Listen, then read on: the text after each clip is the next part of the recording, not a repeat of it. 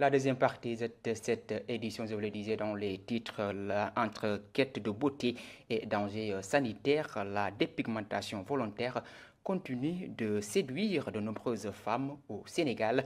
Pratique banalisée malgré ses conséquences médicales graves, elle soulève aujourd'hui des inquiétudes croissantes dans les milieux de la santé à travers témoignages, constats médicaux et données chiffrées plongées dans une réalité à la fois esthétique, sociale et préoccupante.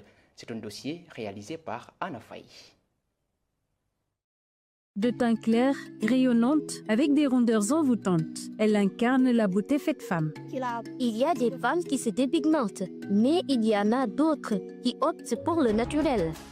Cette pratique est devenue monnaie courante chez de nombreuses femmes. Elles arborent un teint éphémère mais séduisant. Un choix que beaucoup assument pleinement, d'autant plus que les produits sont accessibles à toutes les bourses. Explique Mama Gassama qui concocte elle-même ses propres mélanges. Les laits corporels, il y en a pour toutes les bourses. J'utilise mon propre mélange. Des laits corporels aux crèmes, en passant par les sérums et même les injections. Tout est mis en œuvre pour paraître plus clair. Une bénévole de l'hôpital Issoumbargane de Rufisque énumère les différentes formes de dépigmentation utilisées. De voie topique, c'est à l'aide de l'utilisation des produits qu'on applique sur la peau, tels que l'hydroquinone, les glucocorticoïdes, le mercure ou encore les acides de fruits, ou par voie systémique. Autrement dit, par voie injectable, c'est à l'aide de l'utilisation de la glutathione. Le teint ainsi obtenu résulte d'une dépigmentation cosmétique volontaire, une pratique qui consiste, selon une dermatologue, à altérer la production naturelle de mélanine pour éclaircir la peau. C'est une pratique qui consiste à changer la couleur de sa peau par l'utilisation de produits topiques ou bien par voie systémique. Mais cette tendance ne fait pas l'unanimité. Une habitante de Mour affirme ne pas comprendre l'intérêt d'afficher un teint artificiel, surtout au regard des nombreuses complications qu'il peut engendrer. C'est une femme qui ignore les conséquences de la dépigmentation, prend des injections pour s'éclaircir la peau. La dépigmentation peut causer le cancer. Elle détruit la peau.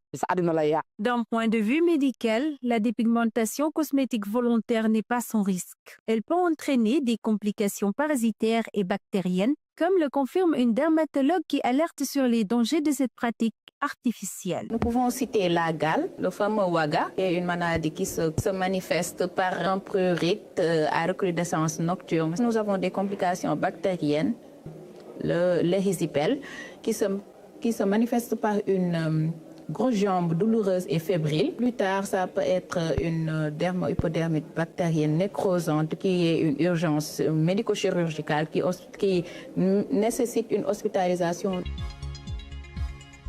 Les risques les plus graves incluent le diabète, l'hypertension artérielle, le cancer de la peau, sans oublier les infections fongiques et les troubles dépigmentaires. Nous avons les dermatophytoses de la peau glabre qui sont vraiment fréquentes. À part ça, nous avons les troubles pigmentaires et du fameux tiret. Chez les femmes dépigmentées de plus de 10 ans, les patientes peuvent souffrir de cancer de la peau. En outre, le traitement de ces complications est à la fois coûteux et complexe, d'autant plus que les produits dermatologiques nécessaires ne sont pas subventionnés. Le traitement est coûteux parce que les produits qui sont disponibles ne sont pas fabriqués au Sénégal. Pour la peau, c'est le miroir de l'organisme. Donc, si la peau souffre, ça veut dire qu'il y a beaucoup de choses qui sont atteintes. Donc, on interpelle l'État par rapport à ça pour la subvention des produits dermatologiques.